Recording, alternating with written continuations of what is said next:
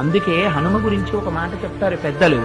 ఆయనకి నమస్కారం చేసిన వాడికి బుద్ధి, యశస్సు, బలం, ధైర్యం, వాక్పటుత్వం, ఆరోగ్యం, అజాడ్యం ఇవన్నీ కూడా ఏకకాలమునందు సంభవిస్తాయి.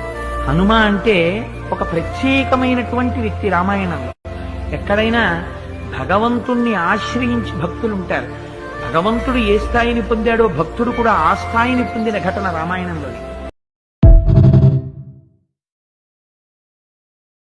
అందుకే హనుమ గురించి ఒక మాట చెప్తారు పెద్దలు.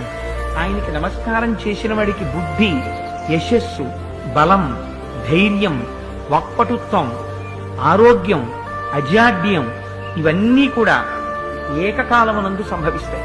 హనుమ అంటే ఒక ప్రత్యేకమైనటువంటి వ్యక్తి రామాయణంలో. ఎక్కడైనా భగవంతుణ్ణి ఆశ్రయించి భక్తులుంటారు. భగవంతుడు ఏ స్థాయిని పొందాడో భక్తుడు కూడా ఆ స్థాయిని పొందిన ఘటన రామాయణంలోని.